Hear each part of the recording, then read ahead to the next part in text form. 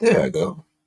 Well, greetings everyone, and welcome once again to another Wednesday night right here at the Sports Krib. Little shortened programs tonight. A lot of the guys participating in some other activities, but let's continue on the Sports Krib, home of the Sports Krib Network. We are here every Wednesday evening, 6 p.m. Or around there. Uh, right here on YouTube, Facebook, as well as LinkedIn. You can subscribe and donate to our channel here on YouTube. Our Cash App is $ JEKII. And all donations, of course, go to helping uh, promote our program and some of our other things. Some of you will notice that there's been an addition to my usual Steelers. Oh, there's Dave. Okay. Good Hey, how evening, you doing? How's it going? All right, better late than never, right?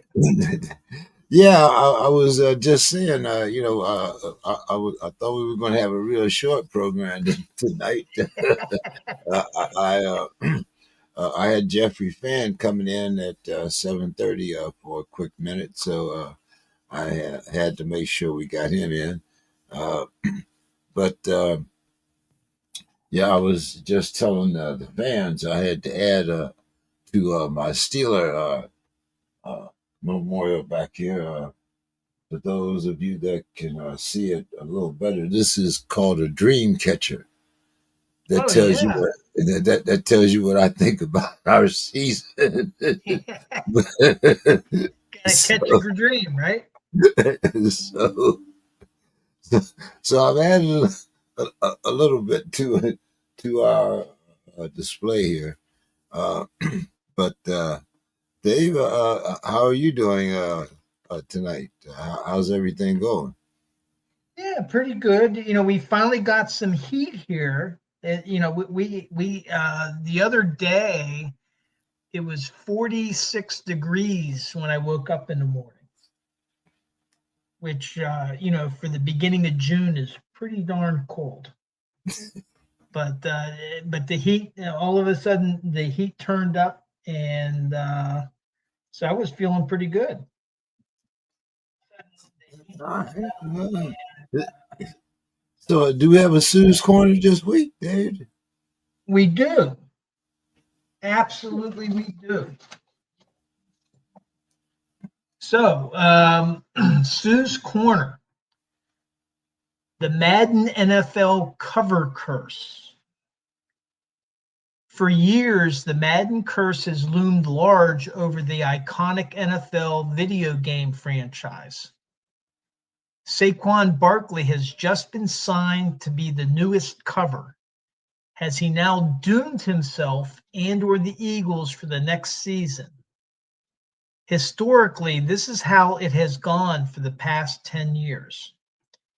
2025, Christian McCaffrey, awarded with the Madden cover distinction after a career campaign that earned him Offensive Player of the Year honors. McCaffrey struggled with injuries in 2024. The San Francisco 49ers star played in just 4 games and was placed on injured reserve twice. Curse. That was 2025. 2024, Josh Allen, not so bad. Some good things and some bad things. 44 touchdowns on the ground and through the air.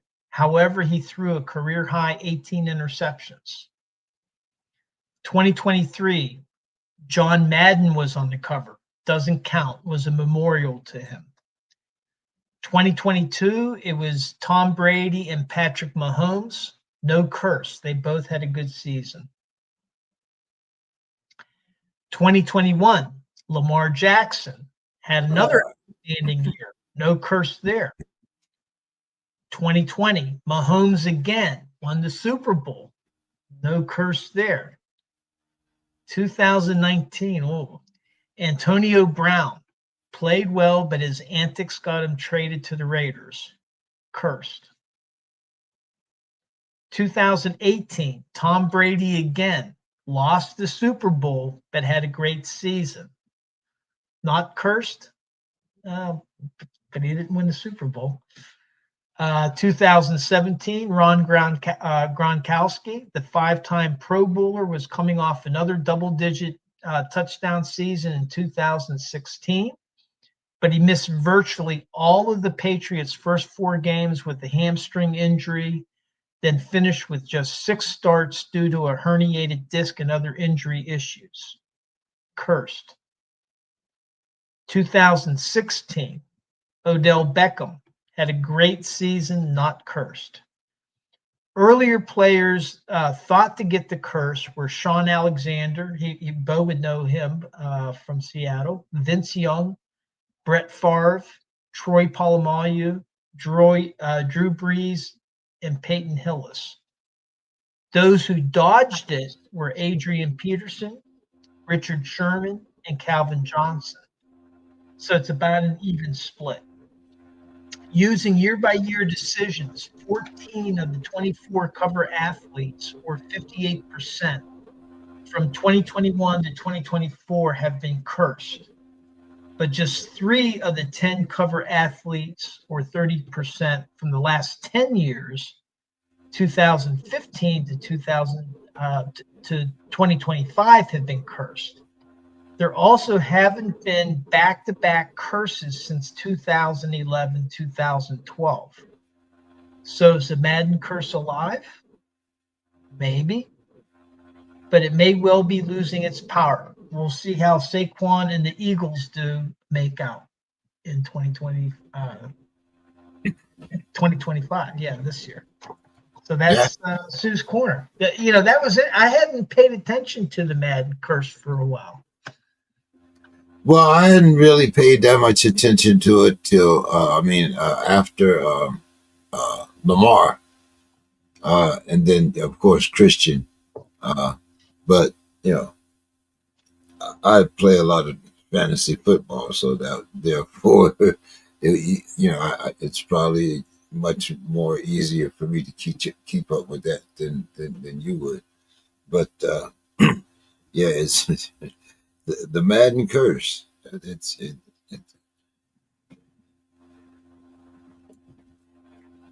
lot of money either way, but it should be interesting.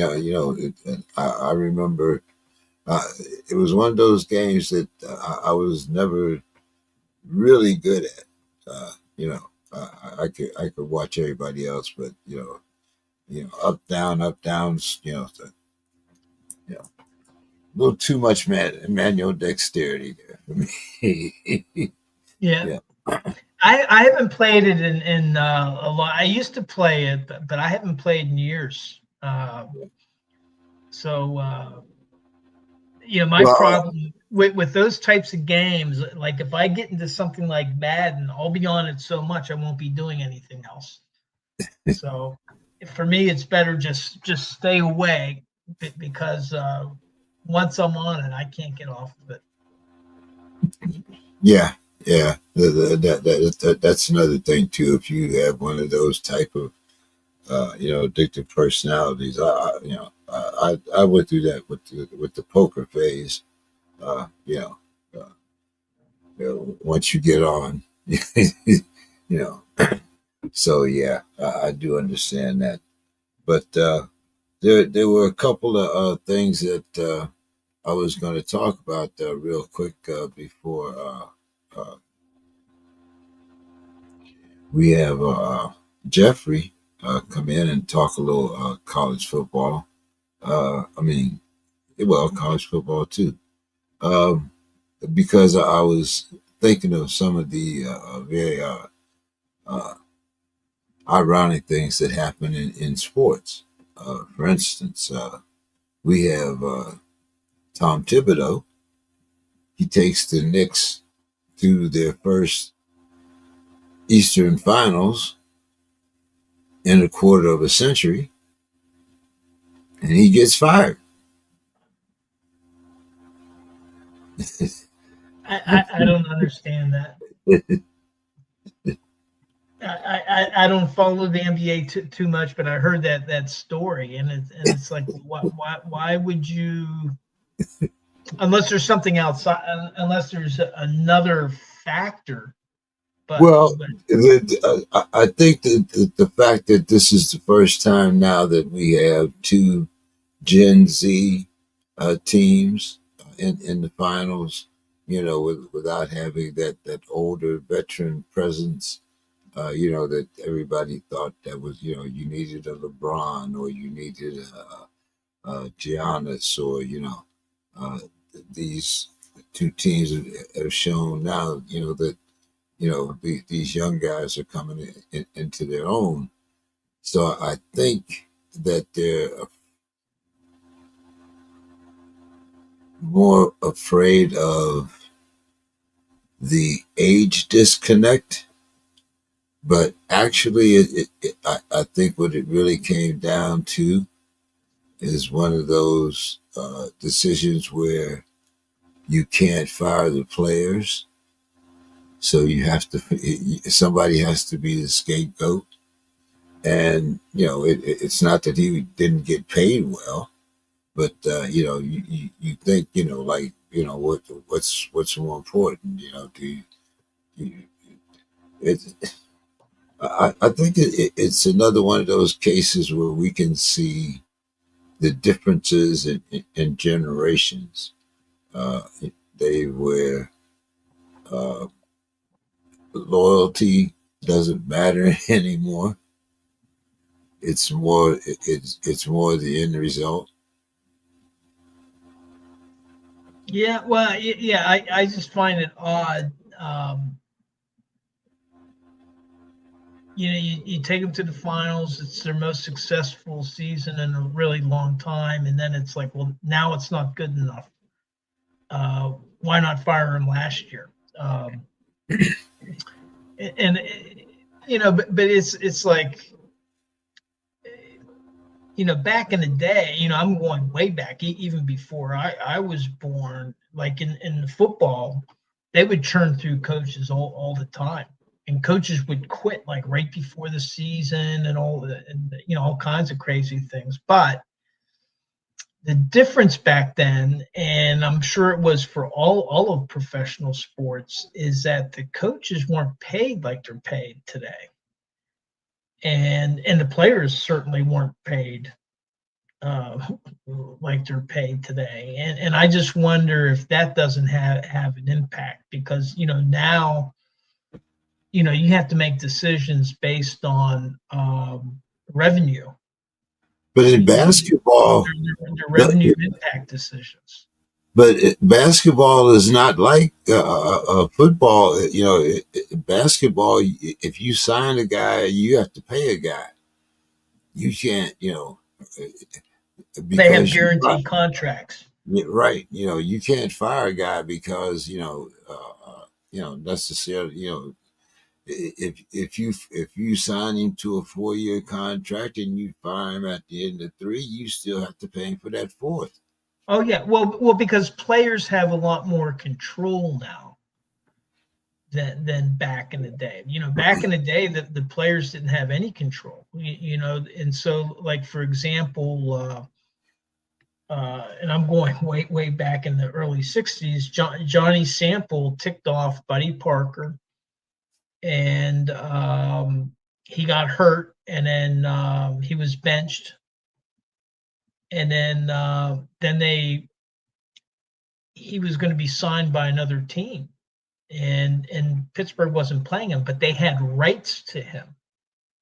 And so what Buddy Parker did is he just exercised those rights so that the other team couldn't trade for him, and then sat him down. Yeah.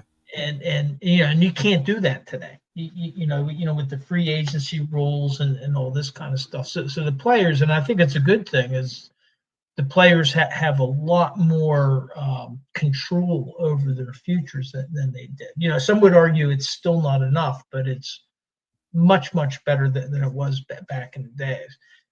And, you know, so, you know, maybe the calculation with this Knicks coach is, okay, well, you know, the players we got to deal with, but we don't have to deal with you. Yeah.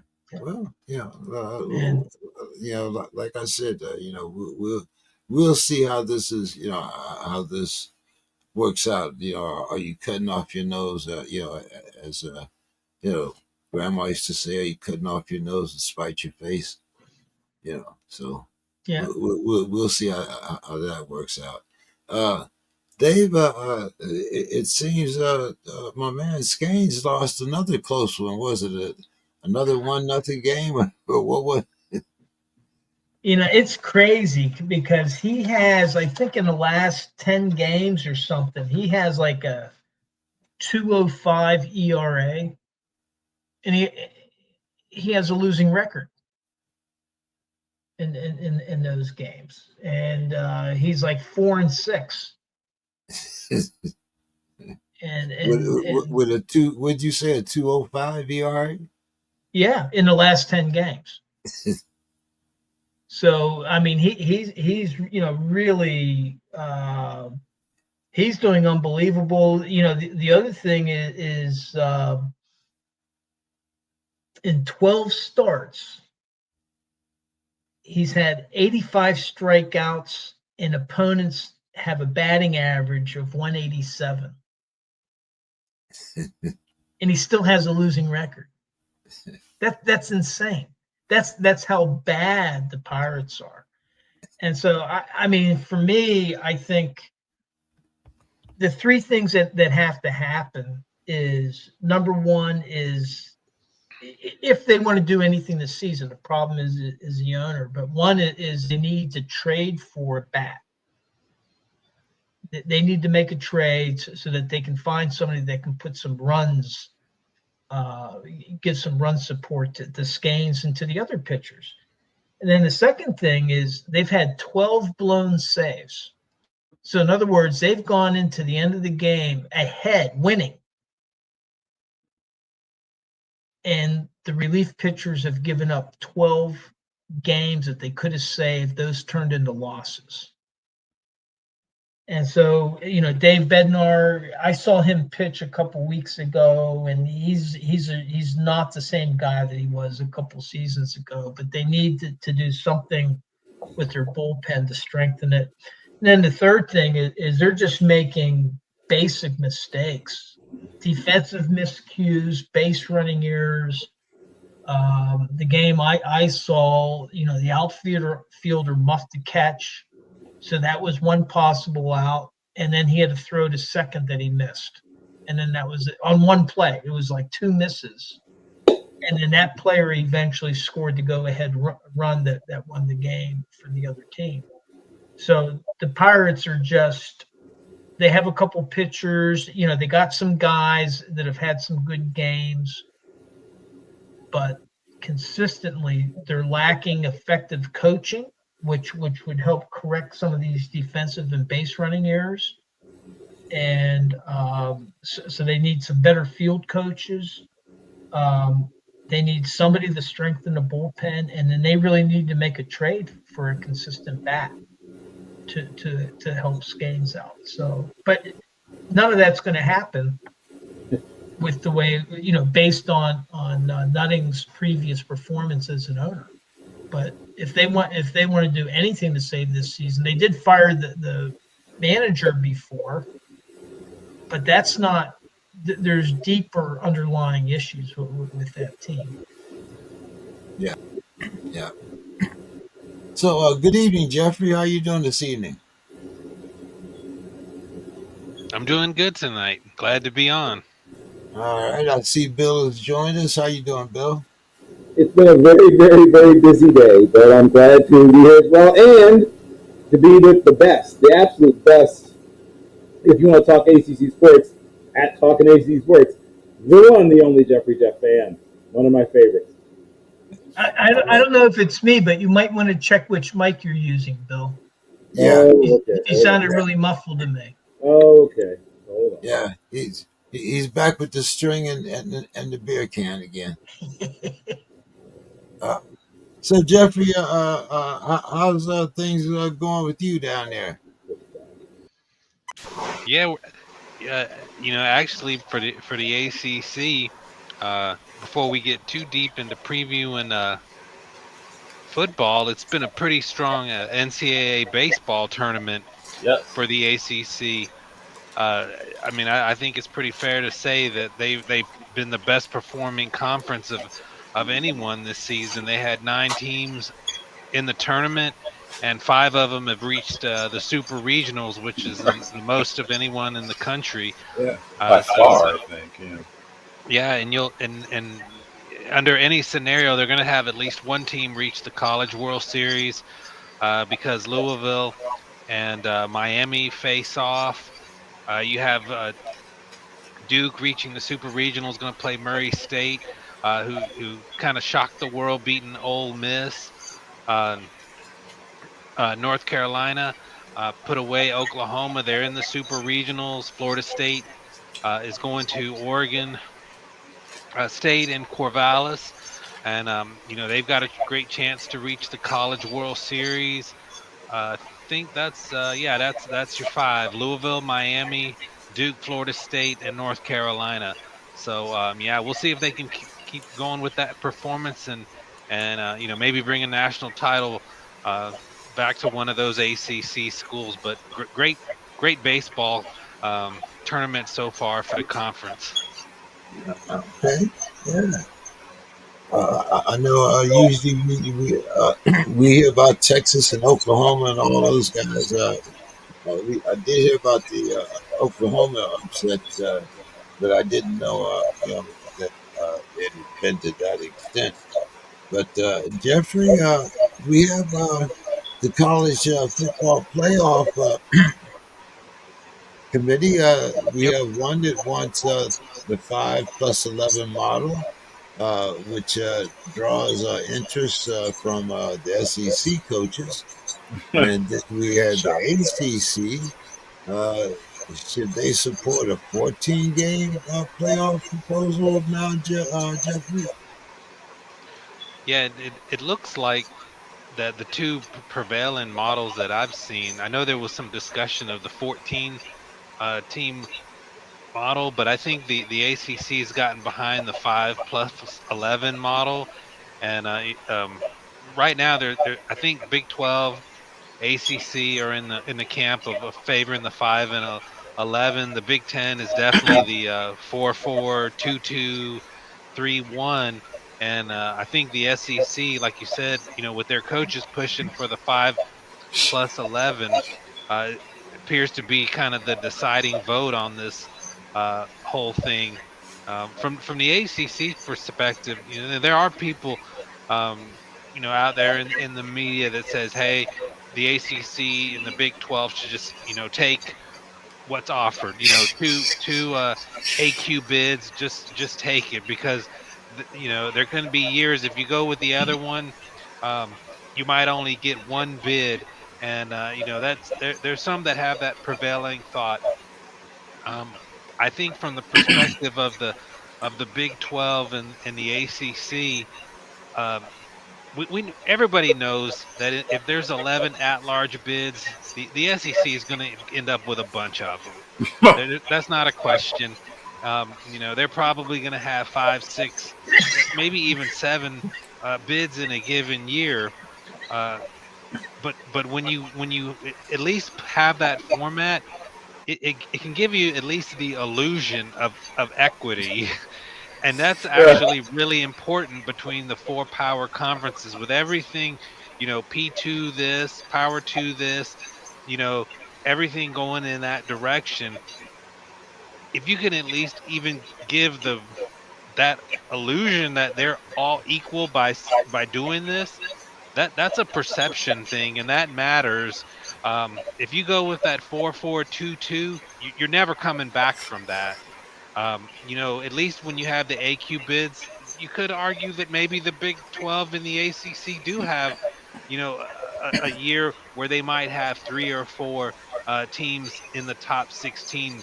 But if you do the AQ bids, you have put your stamp that these conferences, and even if they really truly are, but you're putting it in writing that they're absolutely different, that 2 are above the other ones. So I feel like it's more of a perception thing.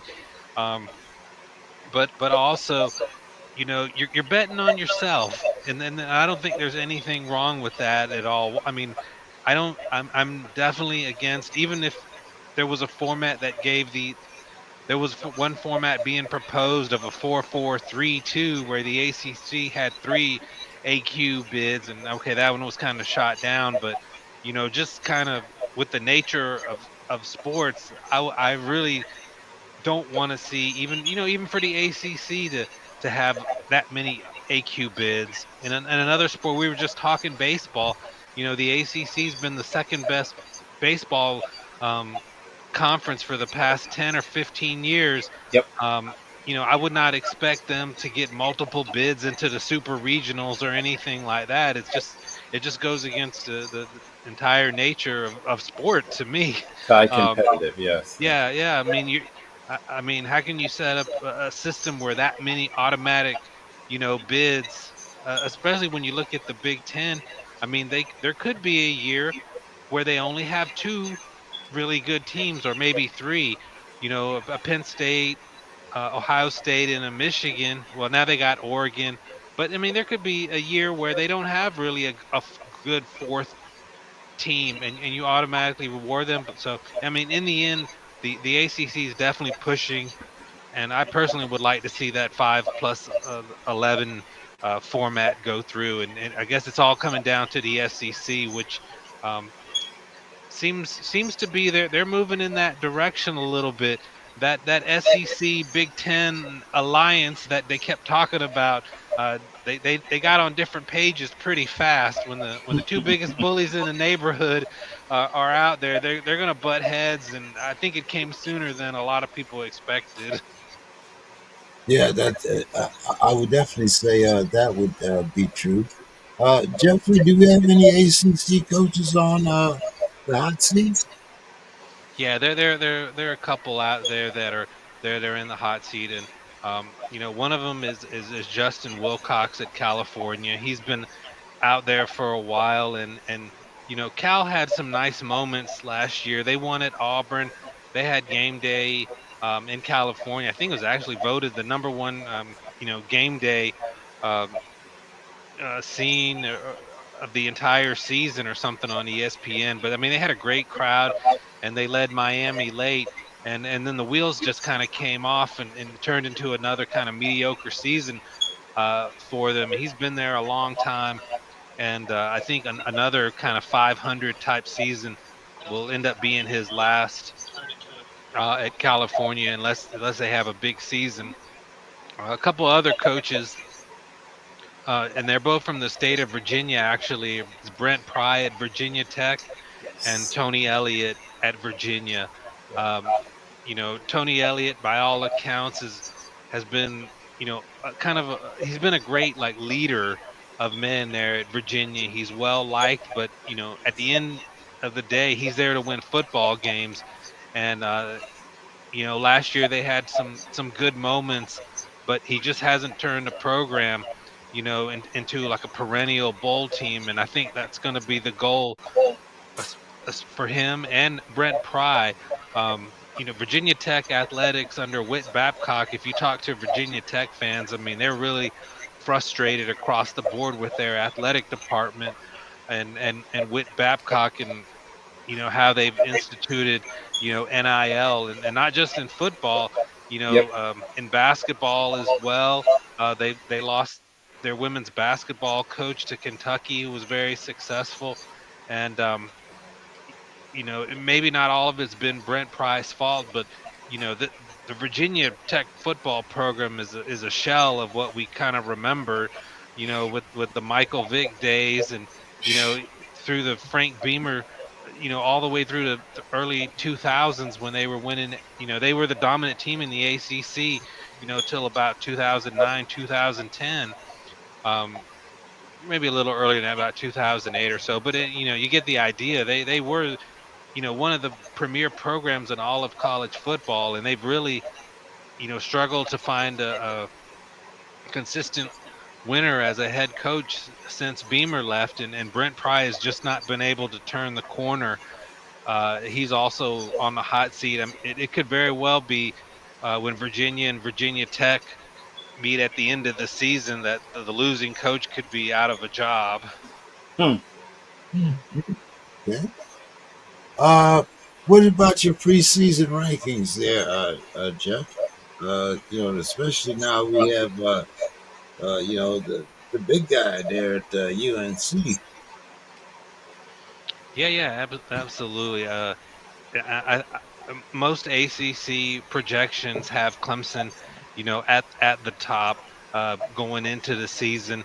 They've got as much hype under for the program as they've had since Trevor Lawrence was the quarterback at Clemson. So we're going back 5 or 6 years where Clemson's been decent, but they've definitely fallen off the elite football program map. Just to be a good program, but not where they definitely were, and they're really looking at that as this season as an opportunity for Clemson to get back. They have Clay Klubnik as a returning quarterback who's considered one of the best returning quarterbacks in the country, potential first, second round pick.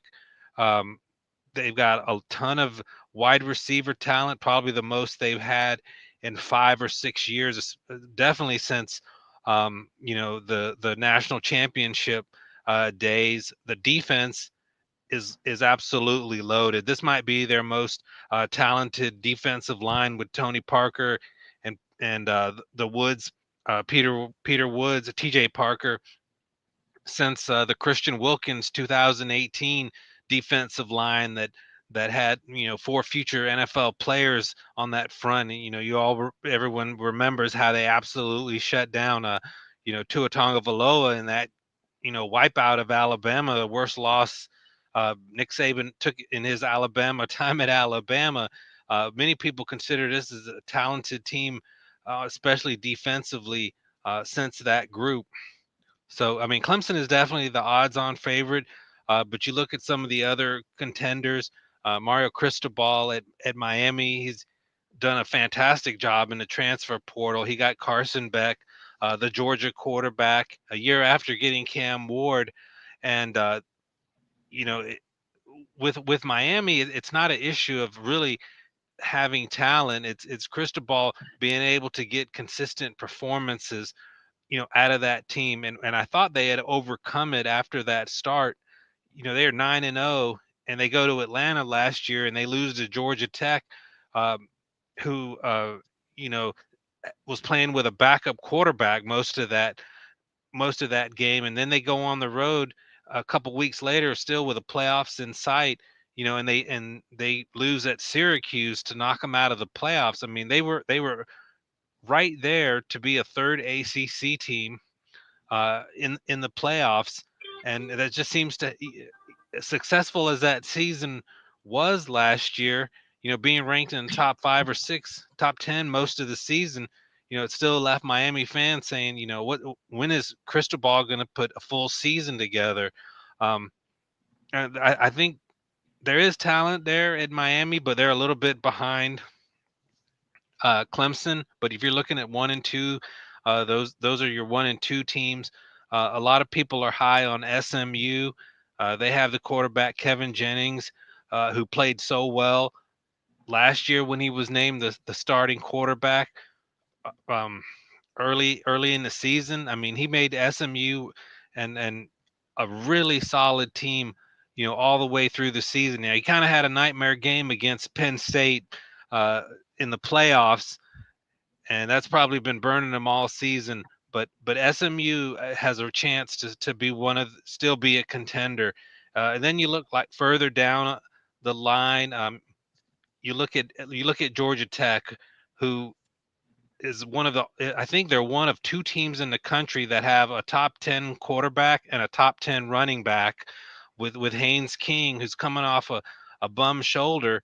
But when he's right, we saw what he did against Georgia last year. I mean, he eviscerated that SEC champion defense, had over 400 yards of total offense, and that Georgia defense was helpless. And that doesn't happen to Kirby Smart coach defenses, and then they were absolutely shredded by Haynes King. And they also have the running back Jamal Haynes, who's considered one of the 10 best running backs in the country. Brent Key has rebuilt that program back to respectability from the Jeff Collins era, and now a lot of people are looking for Georgia Tech to take that next step, to get past respectability and really put something special together over the course of the season. For Georgia Tech, it's going to depend on their defense. I mean, they've got players on offense. They're going to be able to move the football, but can they get enough consistent defense to really challenge for the top of the ACC? But they're going to be a dark horse. And then you talked about North Carolina with Bill Belichick coming back. I mean, if the one thing it's definitely done is there's been a ton of exposure for the North Carolina football program, and ACC football. I mean, they moved their game against TCU to a Labor Day night, so they want Bill Belichick on TV. It's kind of a question, about the girlfriend thing that's been all over the news. Who's really running the Talk about football exposure, program right? there? Yeah, uh, that's not the kind of exposure that you want when you think about Belichick. He ran the Patriots as one of the tightest, football teams anywhere in the country, college or pros, and it's a little bit of a weird start at North Carolina. But of course, if you start winning games, nobody's going to care. But it's definitely an intriguing story, that if he starts winning some games early, he's got the TCU early. They got Clemson coming, I think, in late September, early October, and you expect that one to be a big time game. So that one's really, really intriguing there. I think you're wondering probably how Florida State is going to look, after the disastrous season last year, where in a 17-team league they were the worst team in the conference. Um, you were talking about hot seat coaches. I mean, 2 years removed from going undefeated in the regular season. I mean, if Norvell doesn't, have a quality season, and I mean, it's going to have to be more than just 500. I mean, they need to probably be looking at 7 or 8 wins at least. He could find himself on the hot seat because, you're coaching at Florida State. You're expected to compete for ACC titles and playoff spots. You're not being looked on, to be at the bottom of the ACC, and it wasn't like the ACC. If we're being honest, it wasn't like a number 1 or number 2 football league. It was, pretty average across the board, not terrible, but Florida State finishing dead last. That got a lot of Florida State fans definitely are looking for Norvell and the Seminoles to show some positive growth this year. And they got the quarterback from Boston College, Castellanos, who he was a talented kind of dual threat quarterback. I mean, I think they'll be upgraded at quarterback after DJ Uiagalelei, who just never panned out anywhere he went really. So I do expect Florida State to be better, but I just don't think they can turn it around that quickly to compete with Miami and Clemson for one of those spots in Charlotte.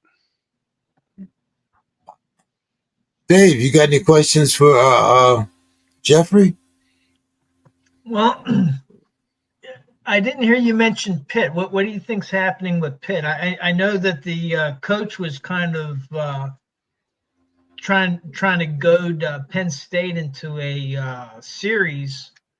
I don't think he was successful with that. But what's going on with Pitt down there with the ACC? Yeah, Pitt's an interesting team in the ACC because they had such a strange season last year. I mean, they started out the year 7-0, and then there were whispers of them, getting to Charlotte, competing for an ACC title. There's playoffs, and then they go down to SMU, just get wiped away, and then the season just completely collapsed from Pat Narduzzi. They end up going I think end up 7-6, didn't win another game the rest of the season, and it was an absolute train wreck the rest of the year. I mean, we're just a couple of years removed from Pitt, being at the top of the ACC. They won an ACC title.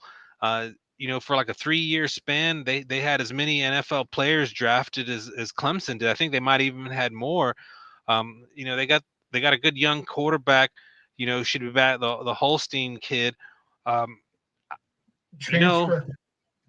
Yeah, I don't know what to expect, honestly, out of Pitt after what we saw last year. I mean, they looked great for a month and a half, almost 2 months, and then just completely, fall off the map. And that's kind of Pittsburgh's, MO for the last 25 or 30 years. You don't really know what to expect with them. They usually, win 7 or 8 games, winning some games they shouldn't, some that they shouldn't lose. And I kind of thought that Narduzzi had gotten over that hump after winning the ACC and then having another top 25 season after that.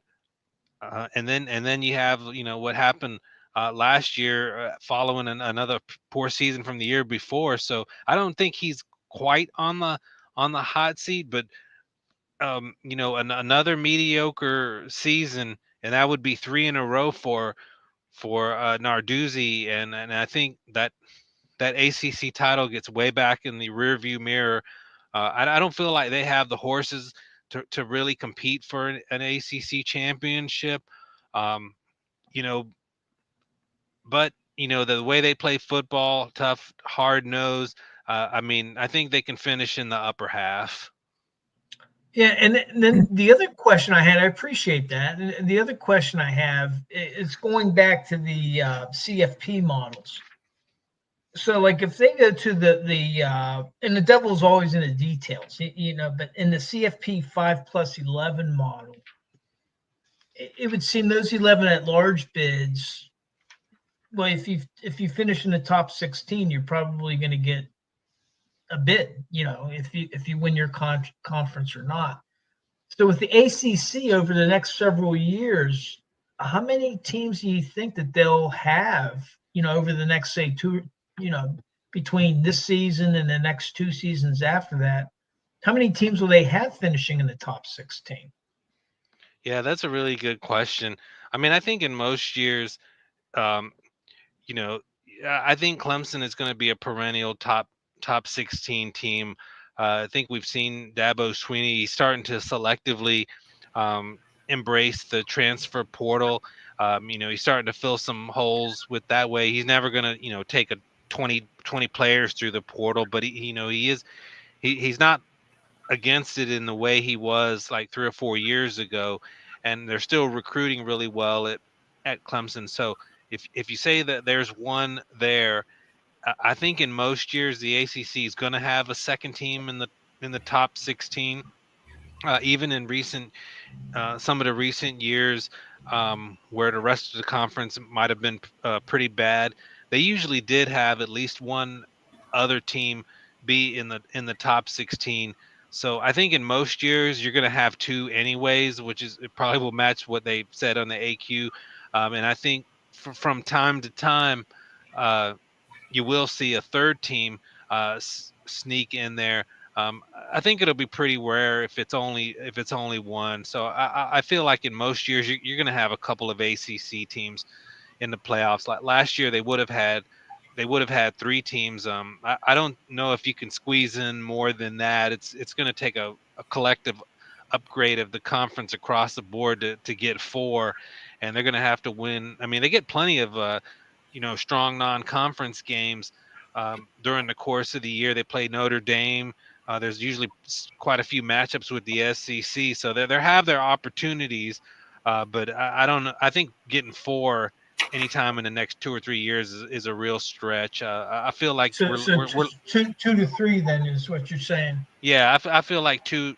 You're going to see at least 2, and you might get 3 in one of the next 2 or 3 years. Good evening, Mr. Scott. How are you doing this evening? Oh, gentlemen, great. Glad to get the opportunity to join you. Yeah, I don't know whether it's a coincidence that you missed our NBA questions or not, but that's okay. So, Well, yeah, of Jeff, course, I missed the NBA. That's too bad because I didn't go. People thought I'd go full blown Demetrius, like he did with the Lions. They thought that I was just going to just see. He made a fool of himself because he just continued. He just loved the Lions. It was a done deal. No, I didn't fall for that. I knew they had an arduous. I mean, they beat the Lakers, who, Lakers were the Lakers. I mean, really had no backup, had no inside.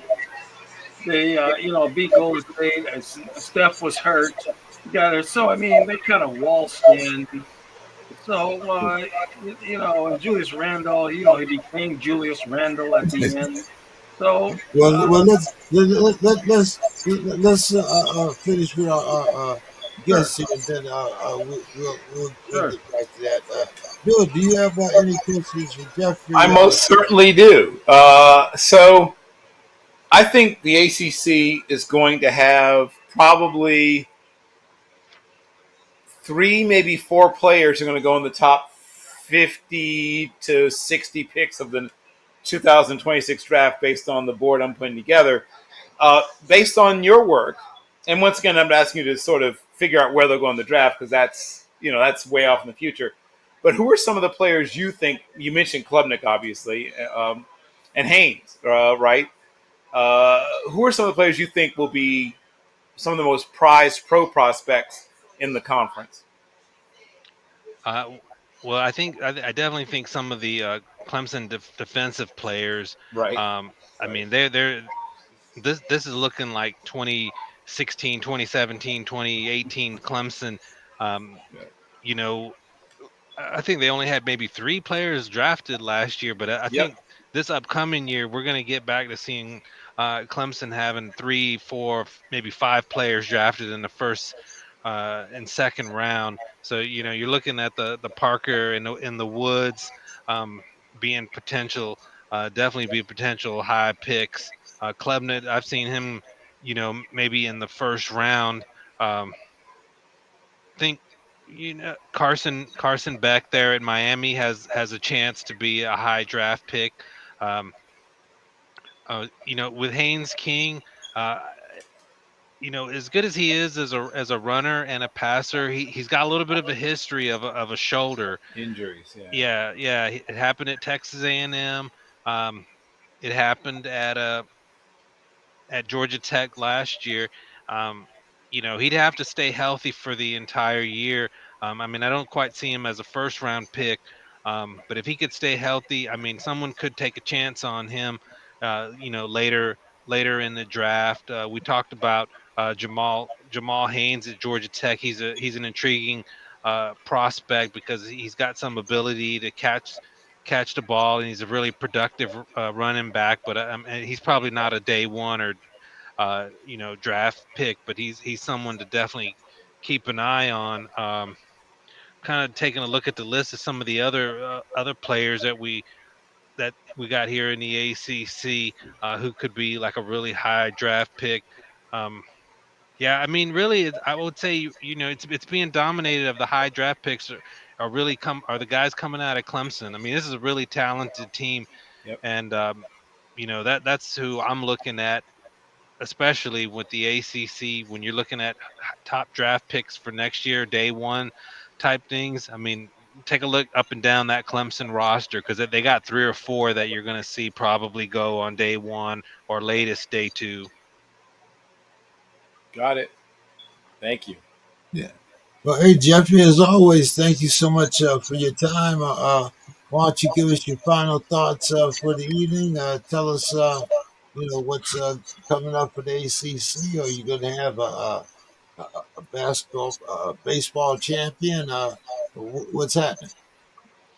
Yeah, I definitely enjoy college baseball, and I mean I was this opening weekend of college baseball, not just from HCC's perspective, but the games were riveting. I actually felt it was better than the opening weekend of the NCAA men's basketball tournament.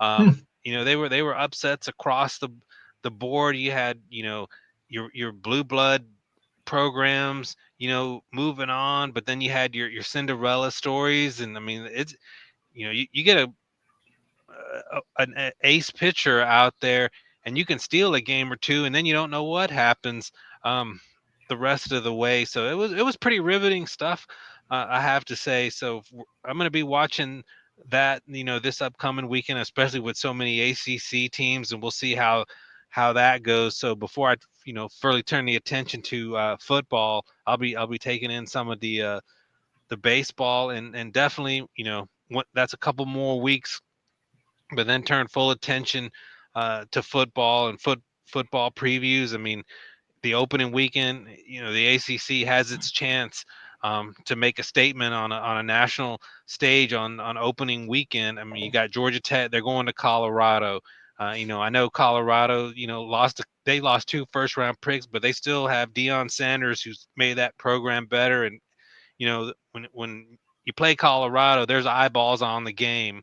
So that's an opportunity big time for Georgia Tech to do something early in the season. Clemson hosting LSU. You're talking about Klubnik being one of the best returning quarterbacks in the country. LSU's got a great one too, and Nussmeier. I mean, you might not see a better quarterback matchup in college football the entire season. That one's prime time in Death Valley.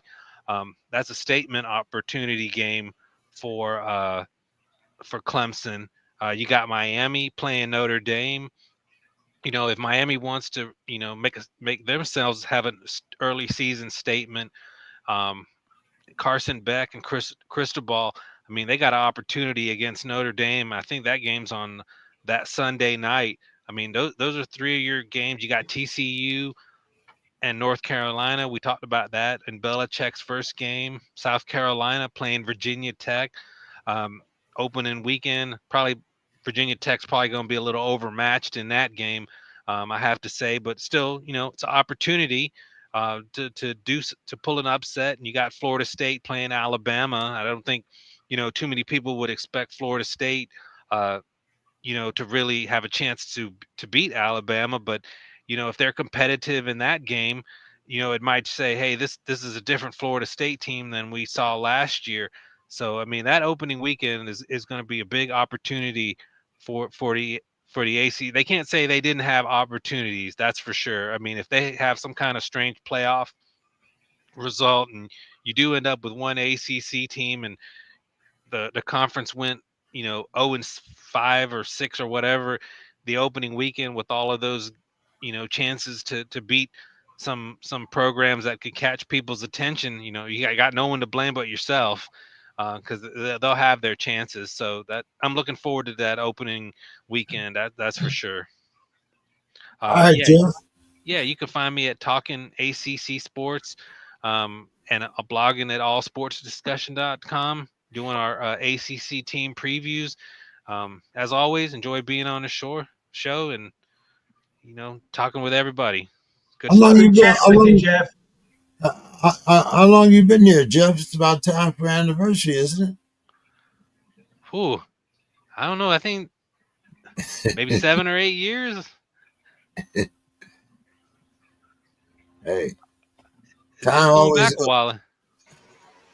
time always passes when you're having fun, right? Yeah, absolutely. All right, Enjoyed Jeff. it. Thank you so much. You have a great night. So, Mr. Scott, how have things been up there, up north there? Oh, well, things are going quite well. It's been very busy as our documentary from the Scott Collection, our nonprofit. The documentary is going to be premiered Saturday at a theater in North Minneapolis. It's called the Capri, which is kind of a historic in that was the place that Prince gave his first concert after he signed with Warner Brothers. So it's we're excited about doing that. And then on the other tip, my good buddy, as I've talked to Bill about, we've had a debate about this, about Jim Marshall in the Hall of Fame. And, Yeah, but don't my get good ahead friend. now, because I'm gonna Oh, ask you okay. about that. All right. I want you to talk. I got a special section just for you, so don't get too far ahead now. right? But other than that, things are well up. Things are well up here. Things going well. It's going well. We had some kind of big incident. Something that thought ICE had come into Minnesota, and there's a bunch of people rioting. And yesterday, but I mean that's for another day. So Yeah, yeah, yeah, yeah. We've had our little incidents here in San Diego too, but yeah. like you say, that's a different program altogether. So let's talk a little bit about our football. Here, get into the NFL, and you mentioned Jim Marshall, but we also had another passing, which was the passing of Jim Irsay.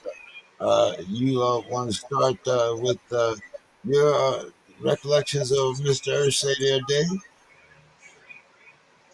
Well, I mean, he's kind of an interesting guy, and sorry, feels kind of weird because we were only 2 or 3 years apart, and to have somebody like that gone. But you look at this guy, and he put Indianapolis on the map. As far as football is concerned, NFL football, and they had moved there from Baltimore, and I think he took charge. I think around '97. But he was the guy behind drafting Peyton Manning. He was the guy behind hiring Bill Polian, and he kind of put Indianapolis on the map. And I think part of his, he had some troubles there at the end. But when you look at the people around him, and I look at the players, what do they feel about the guy? And something that Bruce Arians said, not a player, but one of his coaches, but he said, if you were on the Colts, you were a member of his family. Kind of reminds me of like the Steelers. And it sounds like that there was a lot of players that kind of rallied around him. And if they hated him or if they didn't like him, they would just be quiet. They wouldn't say much. And so I think that Jim Irsay, and as an owner, he led the charge in getting Dan Snyder removed among the owners. He was like one of the first owners to kind of speak out against Dan Snyder. And that was a very dysfunctional organization. For one owner to turn on another owner and say, hey, it's time for you to go is pretty big. So I think that one, more than just putting Indianapolis on the map, I guess he gave the owners some leadership in terms of having some rectitude on what they were looking for. And hey, he had some issues, some substance issues. He had an arrest. He had different things happen to him. But I look at how the players have rallied around him. Pat McAfee, Peyton Manning, a number of different players have come out to say that he was really a good owner to play for. And so if I would think that that's something that he would appreciate as part of his legacy. Bill. Well, I think everybody has at some point weighed in. You if you watched Reggie Wayne breaking down, talking about him, he was similar in some ways to like DeBartolo, right? He remembered players' birthdays. He remembered the names of their mothers. He really connected and believed that the players were, the heart and soul of the organization. And of course, he really cared about the fans as well. So, yes, he had, as mentioned, substance abuse issues. Got off some rather unfortunate tweets about Sarah Palin and her feet. But through all of that, right, he was maybe the most vulnerable NFL owner ever, right? I mean, how many NFL owners discussed their struggles?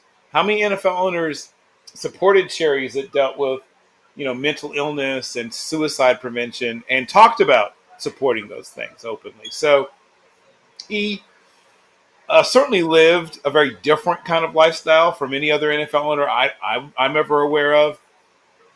But the things that I'll remember about him, one, of course, is him being by his father's side as they, the move from Baltimore, and I think he learned from that. I think, and he and his father were very different people in several ways, but I think he wanted to deeply weave and dig into the community, right? And he did a great job. He might have been great in everything, but he did a great job of taking the culture of Indianapolis, which had not been super football centered, right, when they first get there. Not to say that they weren't an NFL city. I mean, they had enough fans of the NFL, obviously, to support a team, but it wasn't a place where people were known to be living and dying with football. Indiana as a whole was thought of as a basketball state. There's a reason that the ultimate basketball movie of all time is named Hoosiers, right? And if you go to Indianapolis now, and I was there, just a few months ago, it is a football city first, right? The Pacers are obviously, a close number two, a very close number two, especially since they're such a, well-run franchise. But in terms of affecting the mood of the city, a win by the Colts, particularly a big win by the Colts, has more impact across all demographics than does even a playoff win, right? Even a playoff series win by the Pacers. So it is differences in orders of magnitude, though, like I said, I would say it is a basketball state.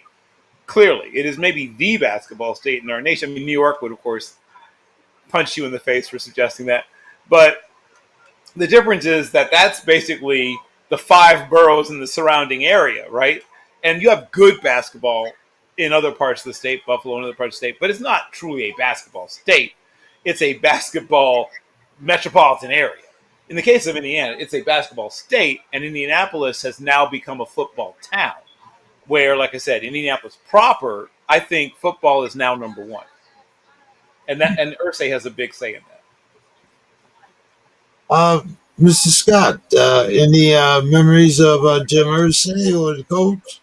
The only thing, and Bill, which I'm certainly not surprised he brought that up, taking back the history, this clandestine, I don't know, his involvement, the family's involvement with this clandestine move from Baltimore, which at the time, Baltimore, Lenny Moore, that was my place. And it's like they moved at the end of the cover of darkness. Right. It's like they backed up trucks, they backed up everything. And then when the day came, they were gone. And, Yep.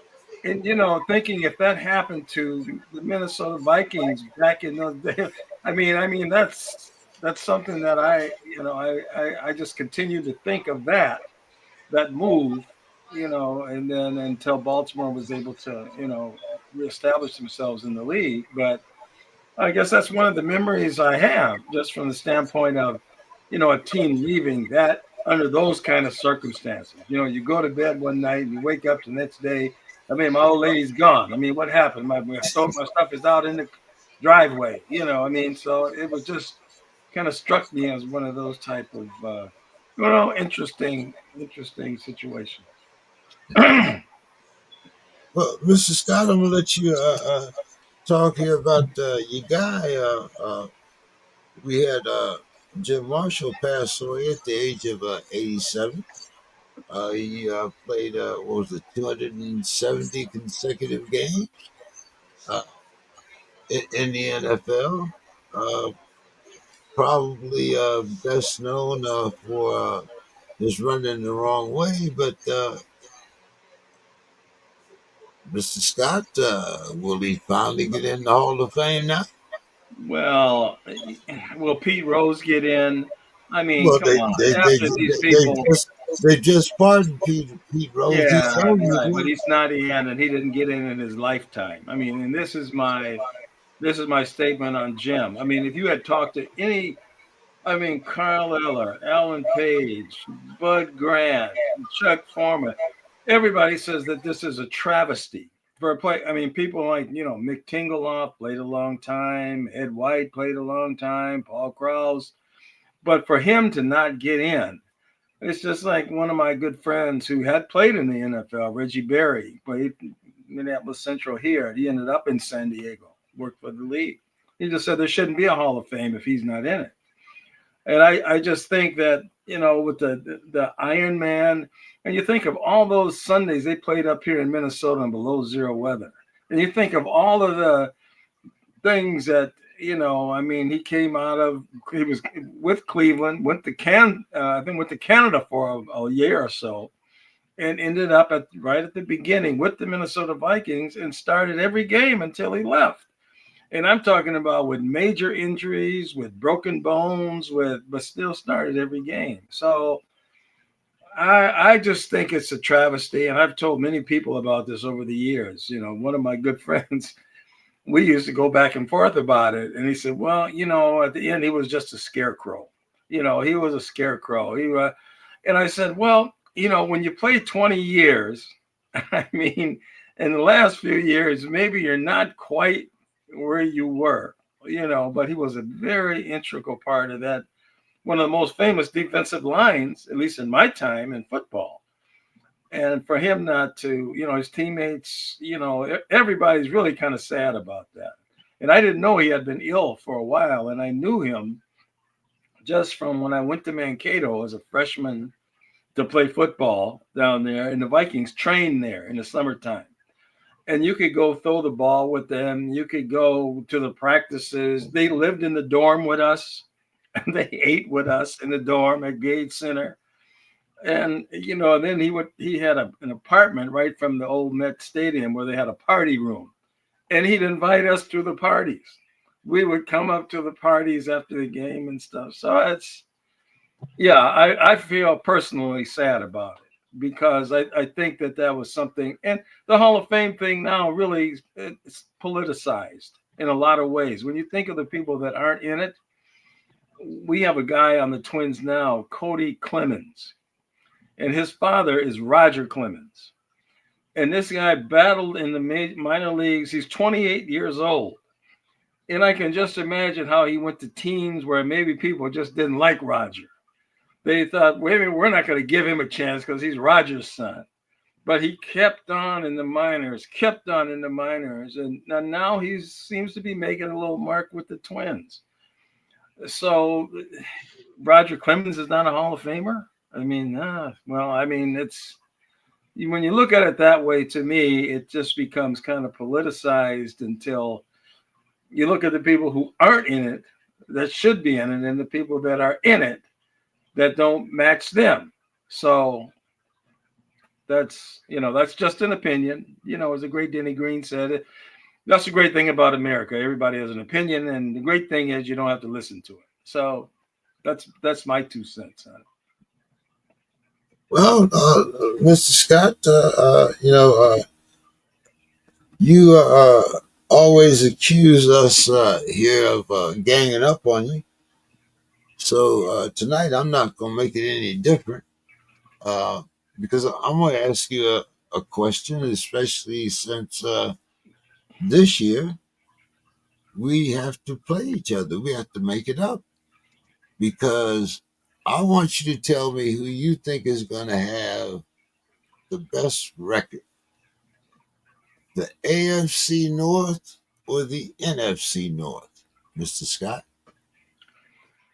Well, that's as usual, James. That's not the kind of question you would just throw. All of a sudden you're going to throw a fastball on somebody. When they're waiting for.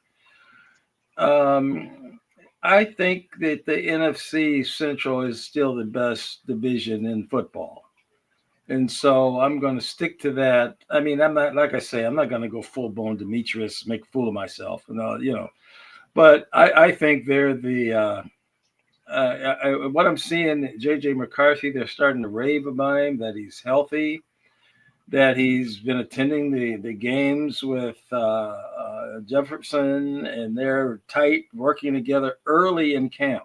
Or not even in camp yet, but just early on a personal level, trying to get with each other. So I got some questions for you about that too. Yeah, so I think the NFC North is the best division.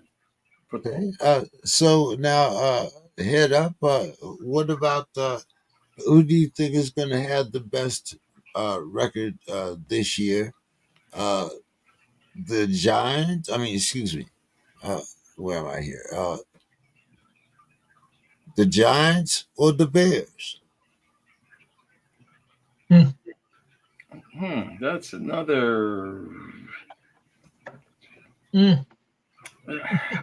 I don't think much of the Giants. I mean, I have to see something, for them to really, show me something. I mean, the Bears, they're going to be, they're going to be tough in the division. I think that quarterback is a year under his belt. I think they had a good draft. I think, I think the Bears will do better. It's my opinion. Dave, what do you think? AFC North or NFC North? Well, I'll answer that in a second. I just wanted to just take a step back to Jim Marshall. Whenever I saw that question, I kind of looked at some of his statistics. And there's the 270 game, I think 270 game starts in a row. But then, they have sacks, and sacks really didn't begin officially recorded until like 1982. But Pro Football Reference went back to 1960. And, you could, based on the statistics kept, you could kind of extrapolate the sacks. And so with the unofficial sack totals, Marshall has 130.5 sacks that he's credited with, along with 30 forced fumbles. And in the NFL, there's only there's a number of players that have more than 130.5 sacks, but only 4 of those players are not in the Hall of Fame. And one of them is Terrell Suggs, who's just become eligible, right? He's just become eligible. So really, when you look at it, he's in pretty rarefied air. And a lot of people, they look at I went back to that game where it was against the 49ers, where he scored the safety. And he got another fumble and they won the game. Well, that's what I was about to say, is he forced a fumble in that game that he redeemed himself by forcing a fumble that locked the victory for the Vikings. Yeah. So that gets overlooked in that. And so, a lot of people look at that one play, but, I would say there's a good argument for him to go to the Hall of Fame. What the problem is okay, he only had 3 or 4 Pro Bowls or something like this. That's what they look at. But but when you got Carl Eller and Alan Page, you can't put them all in there. Exactly. That's where it's at. Now, to the other question, I think the AFC North and the NFC North, I think what it comes down to is that the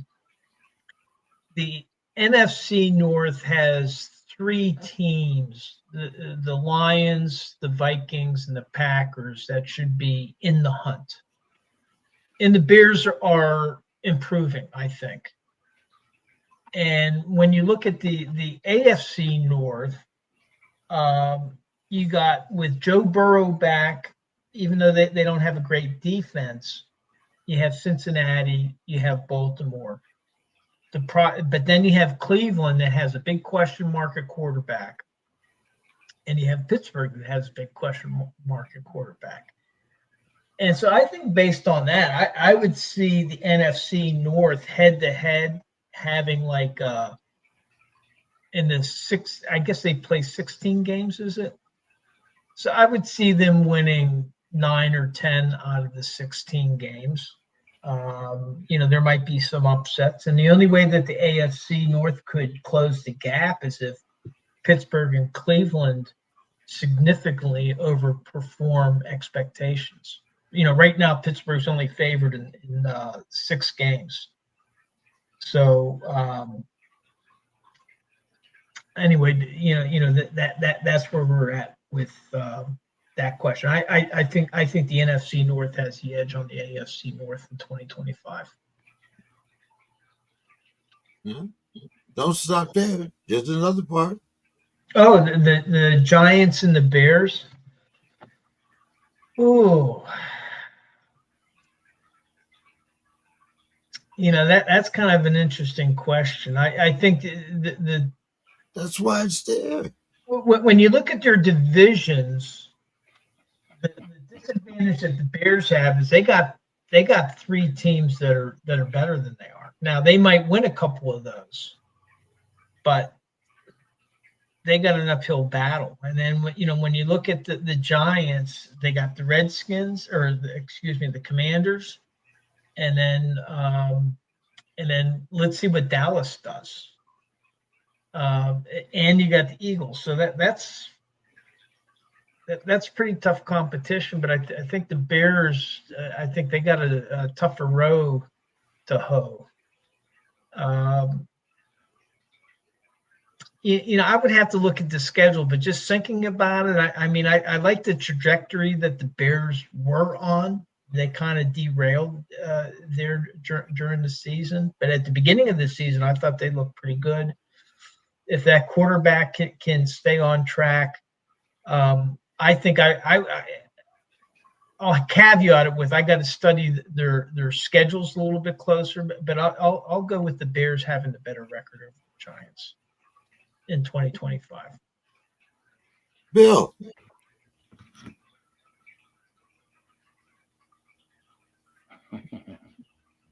You're on mute.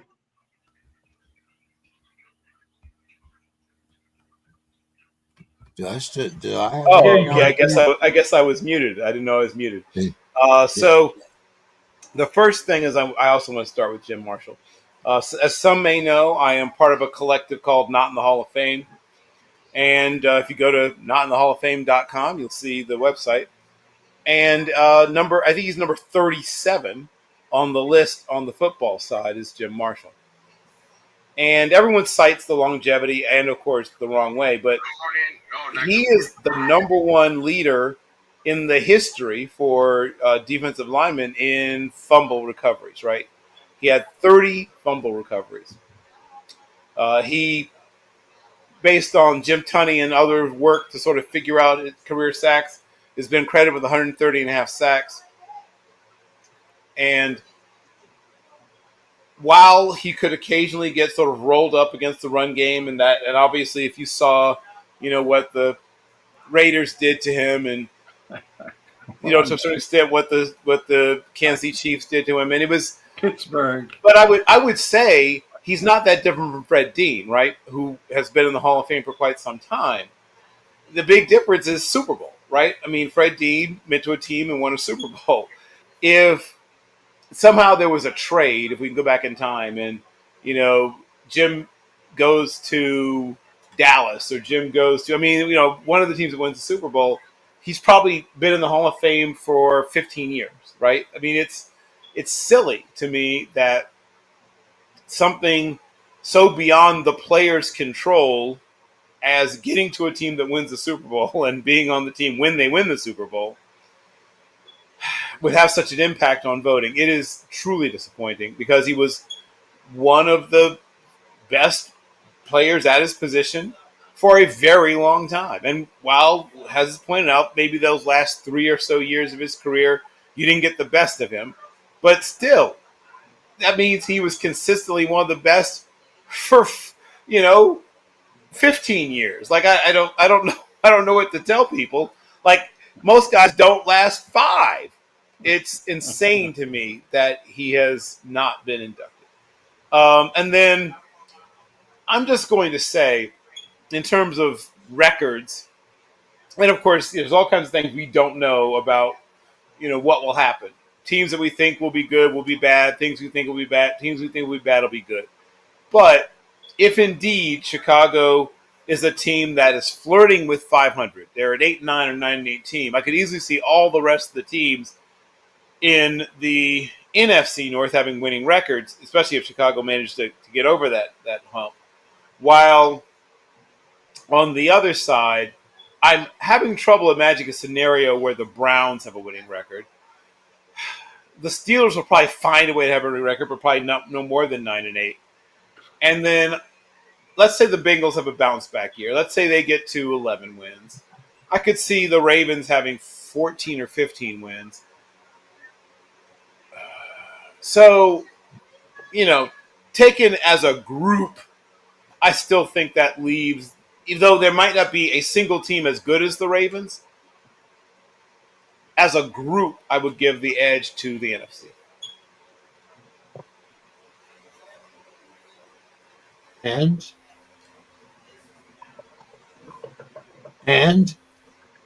Oh, there's an and?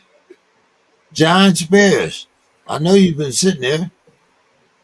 Oh, I'm sorry. Who's going to have the better record, the Giants or the Bears? Oh, Giants are Bears. Oh, yeah. I'll be shocked if the Bears don't have more wins than the Giants for several reasons, but the most obvious one is that they are essentially 2 years further into the plan, right? The Giants are basically in year maybe 1 or at most year 2 of rebuilding, right? I mean, it wasn't supposed to be where they were supposed to be, right? They were supposed to be further down the line, but the original plan didn't work, right? They had to blow it up, at least in part because of the Daniel Jones situation where they extended him before he really proved that he was the answer at quarterback. So the Bears, by securing their quarterback of the future, that alone puts them, I'd say, at least one big step. And I like their defense much more than I like the Giants' defense. Once you get beyond Malik Neighbors, most of the other check marks in terms of skill position talent go to the Bears. I mean, the only place where, other than not having a receiver possibly as good as Malik Neighbors, I think every other thing that you would use to compare the two teams, the check mark goes to the Bears.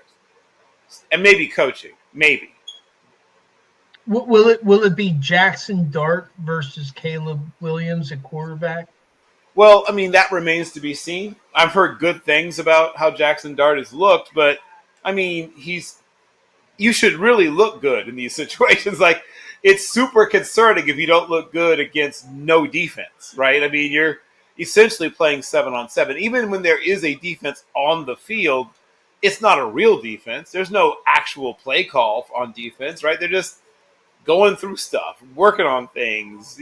I mean, it's if you're not at about 70% completion, in the situations which you've been in thus far as a quarterback, it is cause for concern.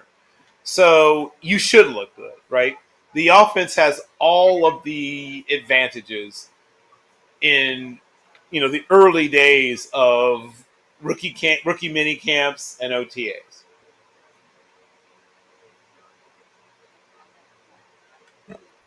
Mr. Scott, we have, as you said, Mr. Jefferson.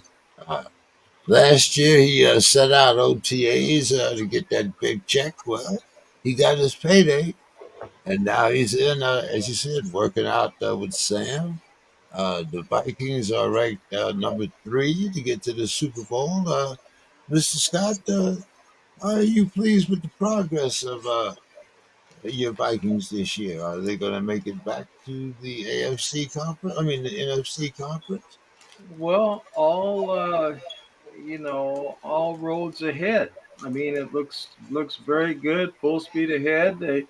They gave the general manager a new contract, 3 years. So they, even though I've always been very suspect of his drafting, his acquiring players has been very good in the free agency and what have you. He's done a great job with that, building the team. I mean, he's gotten starters from different teams to come in and fill gaps with this team. So Yeah, I think it looks real good. And then when I saw the quarterback and Jefferson in the front row cheering on the Timberwolves, and very good sign. Looks like they've already got a rapport going. So it's an exciting thing, And again, I'm not going to go full bore Demetrius at this stage, I mean, as he would, he'd just go full bore. It's just, but I'm not going to do that. He's not here. So, I mean, as a matter of fact, I'm not going to even mention the name anymore. Um, The but, man in blue. but yeah, things look very good in the division. I think, the Lions, they went as high as they could last year. They were exposed. Coach was exposed finally. This going on fourth down in your own territory at the beginning of the game. That kind of strategy, is doomed to fail. And so they are talented now. They are very talented. So, but yeah, I'm looking, without being full born, who, that things are going to look very good for the Vikings this year. I'm really looking forward to it. I'm actually looking into some tickets. It's looking very interesting this year. I mean, again, I'm not going full born, who, but I mean, I'm thinking that things are looking very good. Okay. Um, I'm going to try to get through my next conversation without mentioning you know who. Uh, so, uh, Dave, let's talk about some of the things that are happening with the Steelers. At first, I guess we thought the deal for Juju, Janu, excuse me, was kind of looked like it was going out the window. But now we have a season-ending injury to our tight end Parker. So there's a possibility that it might still be worth exploring. Uh, it, uh, it seems kind of funny to me how we rush to kind of replace these players, but we're in no rush when it comes to you know. But anyway, I said I wouldn't go there.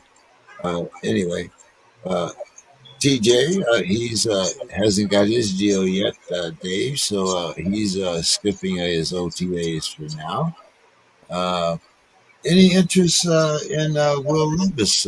Maybe have we heard anything about anyone else other than the possibility of maybe a Kirk Cousins sighting? Uh, what's going on? I heard you guys had a very interesting talk Monday night, Dave. What were some of the thoughts that were expressed there? Well, the team Well, can't be resuscitated. The team can't be resuscitated. I mean, these efforts now are just pounding, pounding, pounding. I It's mean, impossible. last year they were only they were only in the preseason only expected to win 6 out of their 17 games according to the betting odds. So But I'm we'll betting see. on this year. No, but the first thing is with with Parham. He was a free agent that they signed. Big guy, 6'8", and He's from the Wash. Chargers, right? He was But the guy from the Chargers out here, right? Their I backup. think so. Yeah, and And Washington before that, and was a all league player in the old AAF from Stetson, undrafted. Originally went there on a basketball scholarship. yeah, but the thing is that he was going to be a role player with Freiermuth and Darnell Washington. And what this does is it just made Connor Hayward a little more relevant. Where now it looked like he was on the bubble of making the roster this year. Maybe he has a better shot. The thing with Jonnu Smith is that there was a lot of reporting that this was, I think Drew Rosenhaus is his agent.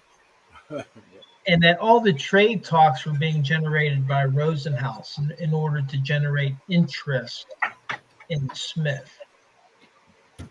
And so, but now all of a sudden it becomes, with this injury, it becomes a little more relevant.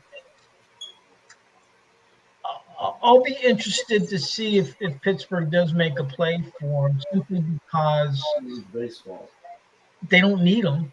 And do they want to have to give up that trade capital to do it? You know, they might be able to look inside their current roster for somebody to step up, or to sign somebody that they don't have to expend any draft capital on. TJ Watt skipping the OTAs, not a big deal. You know, let's see what happens with mandatory mini camp. You know, he's looking at his contracts. His brother JJ was saying, hey, Pittsburgh should have extended him a year or two ago, because he's now gonna be that much more expensive. We'll see. He's in his 30s. The Watt brothers they don't have longevity on their side. JJ kind of fell off drastically once he started to get hurt. So we'll have to see what happens with TJ here. I expect that Pittsburgh will sign him. Might go into training camp. What he did the last time around is he had wasn't a sit out. I think they called it a sit in, where he actually came to camp to avoid being fined, but he was there, and that way he avoided being fined. And the fans were still able to see him. So we'll see what tactic he takes now, but I expect Pittsburgh to sign him sometime July or August. With Will Levis, I don't think that's really a viable alternative, for the same reasons that I talked about Doug Cousins. Levis is signed, I think, through 2026. What are they going to have to do what are they going to have to give up in order to get him? And again, the only reason that Pittsburgh is pursuing, and I'll use his name, Aaron Rodgers, it's all about 2025. It has nothing to do with 2026 and beyond. And I've said this repeatedly, what Pittsburgh is trying to do is they're trying to do two things at the same time. They're trying to build for the future, but they're trying to be as competitive as they can in 2025. And Aaron Rodgers, by their calculation, by other people's calculations, is their best shot for having a competitive team. Some people say that without Rodgers, the best that the Steelers could expect is 8 to 10 wins max, and probably not even that.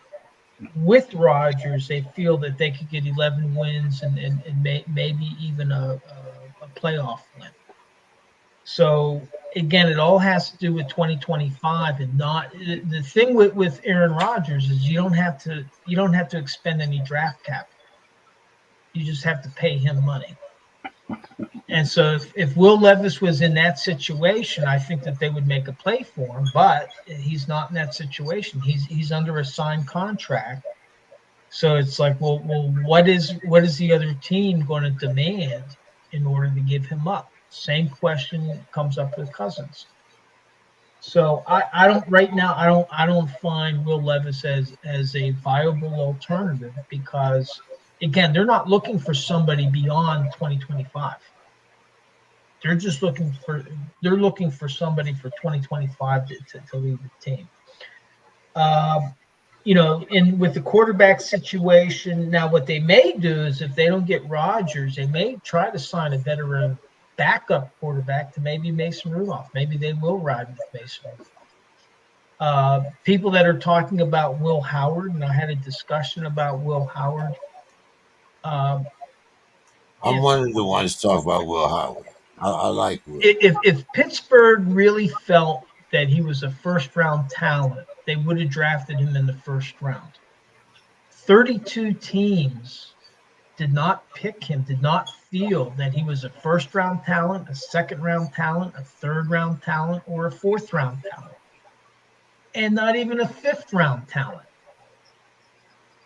And then finally, okay, well, then he was at a point where Pittsburgh said, hey, we can take a flyer on the guy. Now, maybe he'll be the next Tom Brady, but for 2025, don't expect that to be the case. I think that Pittsburgh's full intent will be exactly the same as they had for another rookie quarterback back in 2004 that was a first-round draft pick.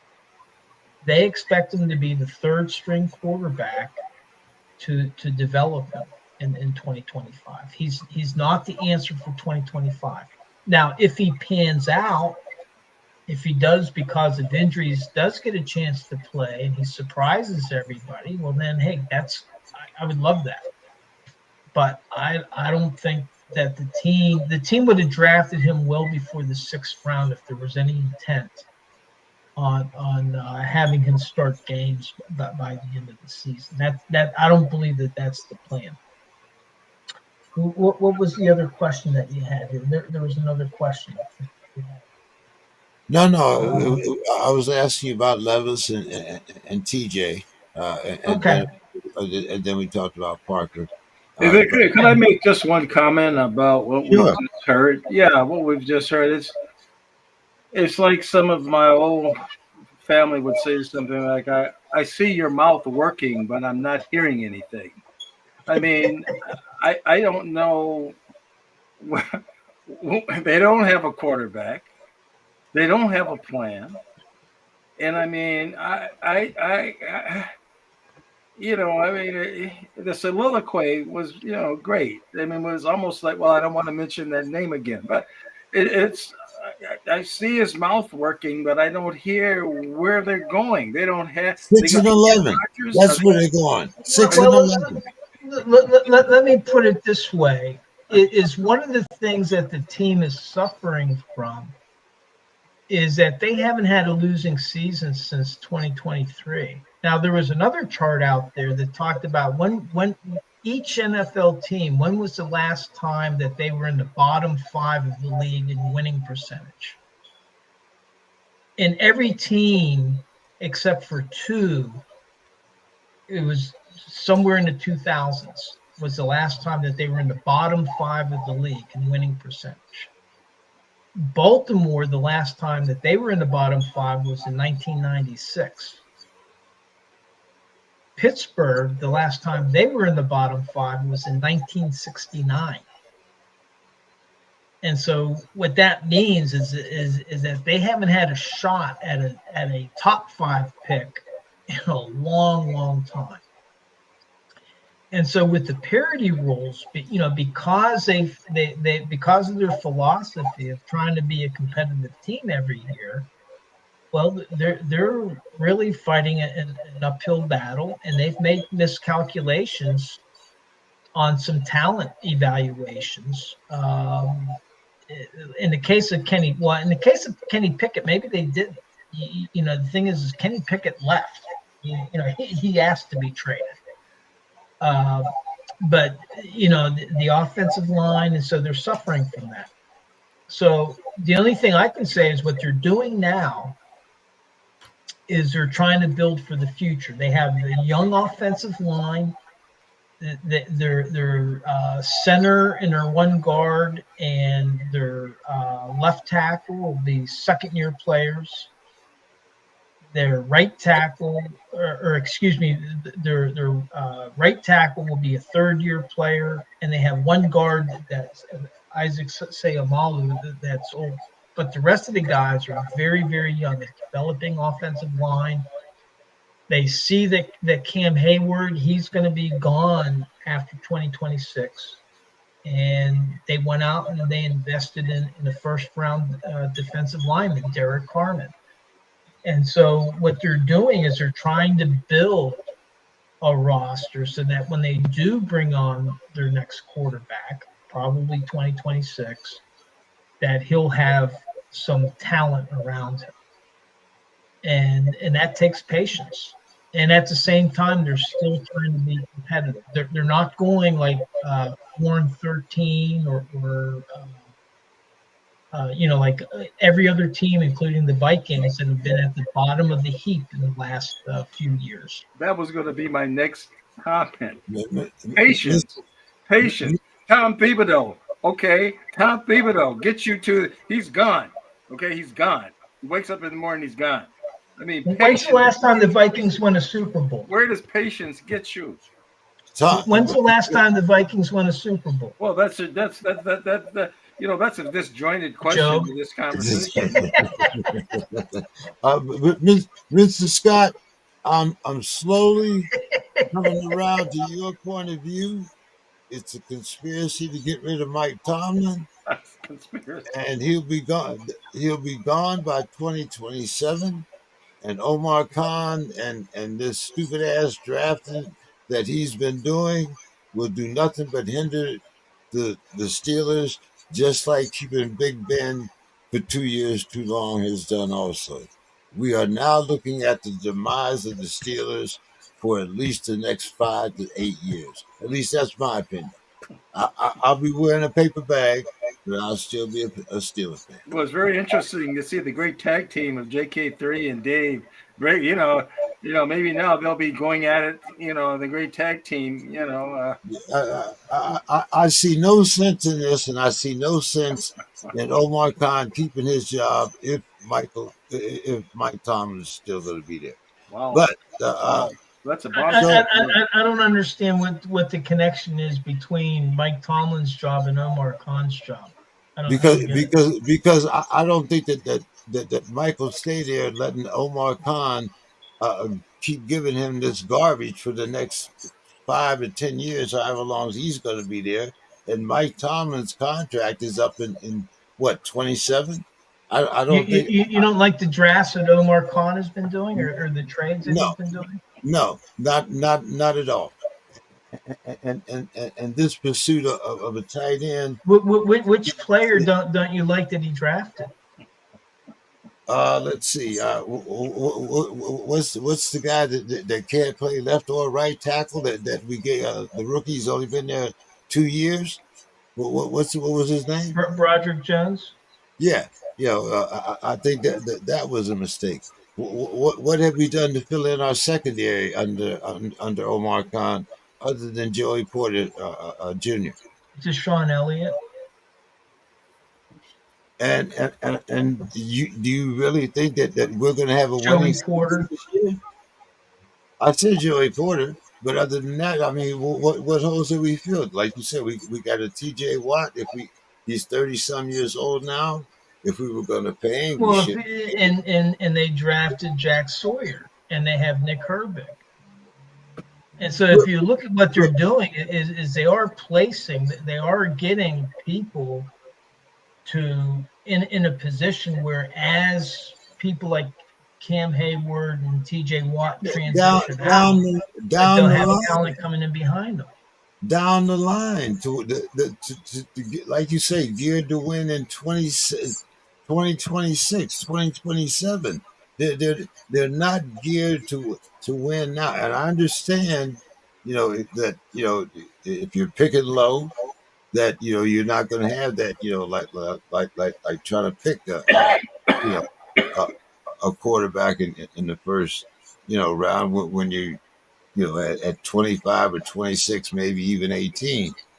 I mean, when you look at the defense, okay, they had an issue with their run defense on the interior of the line. So what did they do? They brought in Derek Harmon. They brought in Yaya Black. They brought in Jack Sawyer. They brought the guys in. How long have we been trying to fix our offensive line? Since Big Ben. Yeah, but Omar Khan wasn't the general manager then. Since Big Ben.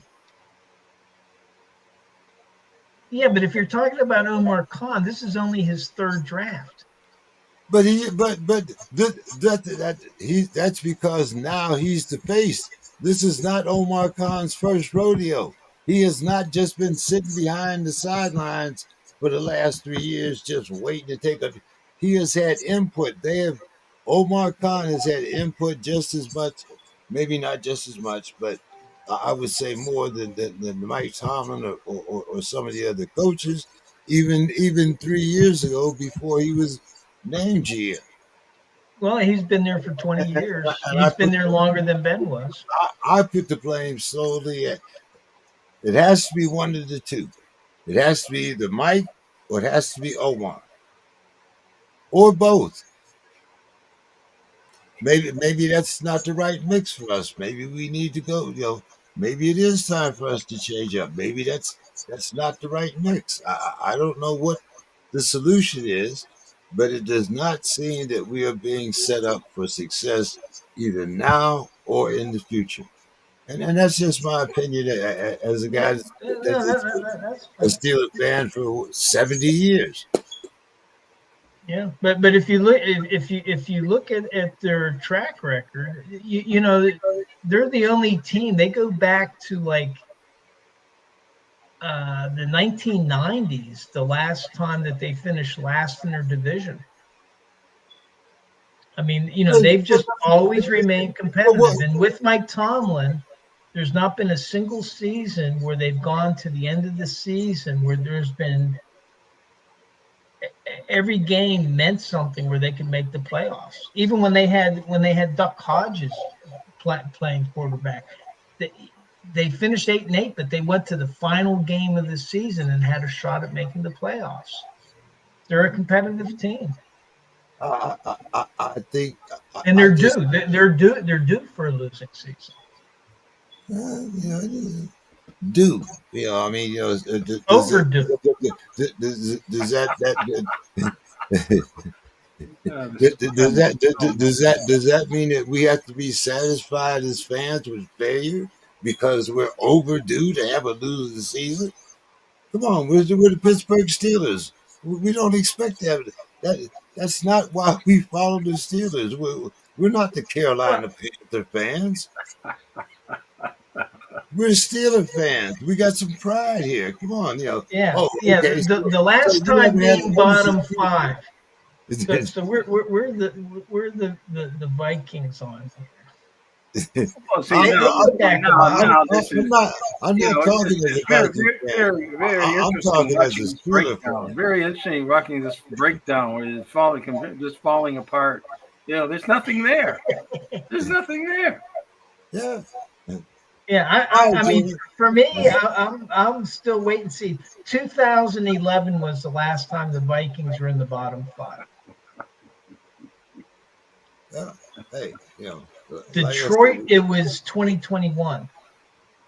They were bottom five. How many coaching changes since then? I am not a fan of any of those Quite a teams. few. I'm only Yeah. So I concerned with mean, the yeah. Steelers.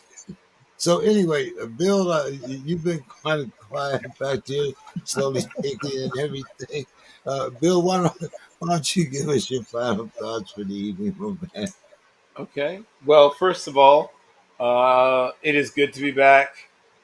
But as I may have mentioned briefly, this past holiday weekend during Memorial Day weekend, which has in the past for me been a rather somber occasion, was instead a rather joyous one as I became engaged to be married, and now have begun planning for what that means for the rest of my life. We are not meant to go through this life alone, and I was married previously. I know some of the things that lay await. I know, lay in the future. I know it's not going to be easy, but it's certainly worth doing. All of us, hopefully, have someone. I know that Dave has Sue. I don't know enough about Mr. Scott's situation to comment. And I imagine James is out there, probably balancing a few things, probably keeping some plates spinning. But if you have the opportunity to find that person who is your person and spend the rest of your life with them, that's a chance you have to take, no matter what has happened in your past. I am very pleased, very honored, very humbled by the opportunity to be a husband once more, and I look forward to it. That is my final thought. Hey, once again, congratulations. We have Don getting married on the June 14th, is it? Yep. Yeah, he's getting married soon. Yeah. So, Dave, your final thoughts. Yeah, I guess I'll go back to Monday night. Yeah, we have our every Monday night on we have our Steelers town hall on the Clubhouse app, and it's primarily all Steelers fans. You know that we just chat. Usually 6 or 7 of us are chatting any given Monday evening. Well, this past Monday, a guy came on and he had never been on before, but he kind of was like questioning us about, well, why are Steelers fans accepting mediocrity? You know, See? why should Steelers fans? You know, he was questioning. Well, you know, why are you so accepting of this team? You know that's been so mediocre, and it's kind of like what? And you know, really, and it's like we started. Yeah, I mean, we've not won a playoff game in a very long time. You know, and as it turned out, he was a troll. He was a Patriots fan. It turned out, and it was kind of interesting. But what occurred to me and several other people, that I talked to on the town hall is, are we fans only because the Steelers have won 6 Super Bowls, and is that the only thing that drives us to be Steelers fans? And the conclusion that we came to was no. I mean, we like the organization, we like the team, we like the principles that they've shown over the years. And you can go all the way to the 1950s with Lowell Perry, before the Civil Rights Act of 1964 was ever signed, and Art Rooney with no fanfare, no publicity, and he wasn't doing it because of the color of this player's skin. But Lowell Perry he was a rookie, was demolished on the field. He was tackled by Rosie Greer and several other players. He was having a phenomenal year. Busted up his femur, dislocated his hip. He didn't walk. He was hospitalized for several months. They didn't know whether he was going to be able to walk anymore. Well, what Art Rooney said is, hey, we'll make you a coach. And he became the first African-American coach ever in the NFL. The only other coach that you could point to before that was back in the 1920s. And he was a co-head coach. And Lowell Perry, not only that, even afterwards, he had gone to school in Michigan. I think his dad was a dentist, but he became first African-American assistant coach in the NFL. Then they had him announcing games, first African-American to be announcing games. And then what happened was he wanted to go back to law school. He started out in Pittsburgh, but he went back home to Michigan. So the Rooneys paid him to be a scout so that he could go to school in Michigan, still have money to pay for his schooling. And he got his degree. He went to work for the auto industry, set records there, all these first-time records. And then Richard Nixon appointed him the EEOC. And here's a guy that the team supported all these years. And so, really, when I think about it is, yeah, I mean, do I want my team to win? Yeah, all fans want their team to win, but only one can win.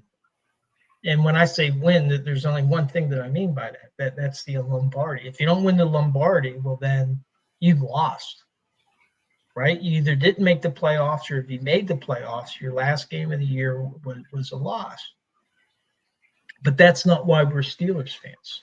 It's because we believe in the organization. And by and large, most Steelers fans don't jump around between teams. And I'm originally from Pittsburgh. Our family moved away from Pittsburgh in 1965. And I still hold an affinity for Pittsburgh, not Washington. I've lived in Washington since 1965. I've never owned or worn any Washington Redskins regalia, any of that, because that wasn't my team. And so, my last thought is, and not all fans are alike. Some fans, they want to go for the winner. They'll jump from team to team, or they'll have a player that they kind of follow the player to the league. But by and large, for me, it's like, hey, if you have a team, support them to the hilt. Win, lose, or draw, support them, respect them, as long as that organization is respectful. And it's like, I kind of look at this troll that came onto our town hall Monday night, and he didn't want to talk about, well, first of all, the Patriots finishing 4-13 the last 2 years, or how patient are you going to be? How many years are you going to wait before the Patriots are back in the Super Bowl? And it's like, well, as long as it takes.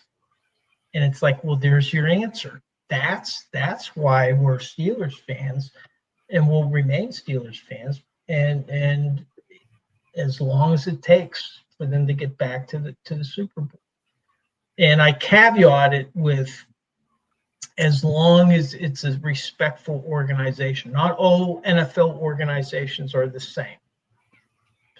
There are different organizations that are better run and I think are better principled than others. And I think from the comments that we made about Jim Irsay earlier, I didn't really know much about him, and I especially looked at what the players had to say. And he sounds like a guy that, yeah, if I were a Colts fan, I would be proud to be a Colts fan because of what he represents, not what his dad represented, because his dad kind of abandoned the ball. His dad's legacy is leaving Baltimore in the middle of the night, leaving them high and dry. And I think that the son tried to make up for that with Indianapolis to prove that, hey, we're here and we're here to stay. So that's my final thought. Have your team, stick with them through thick or thin. And, unfortunately, we can't control all of those circumstances. But what we can control is whether we continue to support the team, especially when they're down. And that's what I'm prepared to do. Mr. Scott, before I give you the last word, I would like to, as you mentioned, the organization there, Dave, I would like to thank the organization for telling the fans that those were the actions of a few that were not backed by the organization itself. So that I don't know what you're talking about. What I'm talking about is when Rocky Blyer and Mason Rudolph chose to give 47 their jerseys. Yeah, same thing like when Obama got his Steelers jersey. I said that the Steelers came out and said that those were the actions of those particular gentlemen. It had nothing to do with the organization. And, so I didn't want to get into the politics of it because everybody knows how I feel about 47. But I do thank the organization for making out a statement that they did not necessarily back the actions of those individuals, but they also came out and said that what those individuals did was a matter of their taste. So I commend the Steelers for defending the players, but also defending the actions of the organization. Mrs. Scott, you want to take us on? Oh yeah. I'll just a couple of comments. I'm congratulating Bill and I was married over 40 years, and my wife got pancreas cancer, and it was the most awful period of my life. Never watched anything because we got married. I knew her my whole life. I used to walk by her house going to school every day. She's in the fourth grade. I'm in the eighth grade. And she's walking this way. I'm walking that way. She's born in the hospital the same time as my brother Walter. They went to school together in every room through the 12th grade. So she knew my brother like her brother. And so, watching that pancreas thing, I'm telling you, man, it was just, I've never been through it. I thought when my mom went, I'd never feel like that again. But man, this was, and what it did to the boys, just terrible. But, when I've had opportunities, and I still have opportunities, but, it's a different ball game now. And so, grandkids and the kids, everybody's doing good. So, it's all good. With the nonprofit, I got a business that I run out of the house, doing good. I can go anywhere I want to, do anything. And so, God will take care. Things around in the shape. I do music still. I do at a church. I play, and there's a lot of good friends there. So I enjoy that. And then my final thing, I guess, is I know we've talked about Jim Marshall, but when I look at Johnny Randall when he went in, Johnny Randall was a great player, played 12 years, loved Johnny Randall. But when he went in, it was like there was no question about that, John Randall, and I'm like, yeah, he's very, very good. And then Jared Allen just went in. I'm like, he's a good player, played 12 years. But still, when I look at Jim, like I say, and I guess some of it is going through all those camps with all those players, Charlie West and Ursel McBee and Chuck Vaughn, and knowing all those guys, and being at the barbershop and talking to Chuck Foreman, me and my brother. My brother said, Chuck, what happened with the Pittsburgh? What happened in that game? And he just scratched his head and said, there wasn't nowhere to go. And so, you get a chance to see how they felt about the game. And I just said, there wasn't nowhere to go.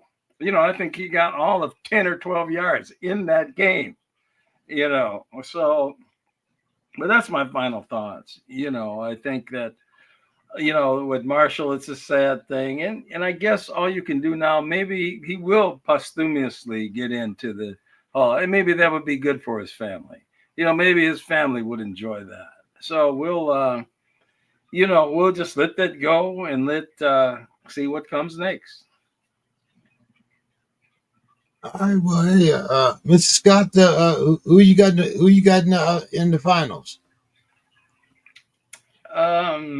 Boy, I was really trying to stick with the West, but I'm liking what I see of Indiana.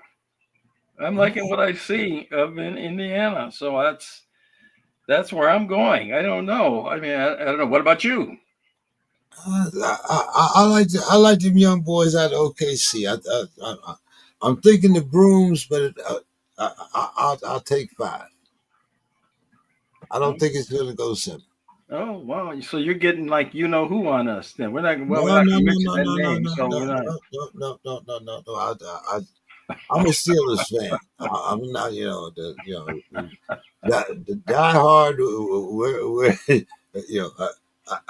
I'm just a fan that don't like to see us lose. I don't want to be a New Orleans Saints fan. I don't want to walk around for a couple of years with a paper bag on my head. But but that'll. As I was explaining before you guys came on the air, you see, I had to add a piece to my Steelers shrine there. That's called a dream catcher. So, so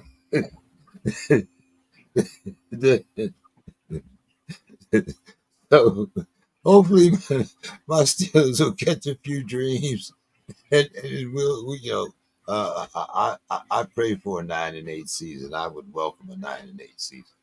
I don't see it happening, but I'm looking forward to it. So, guys, hey, thank you so much for joining me as every Wednesday night. I appreciate everybody's time.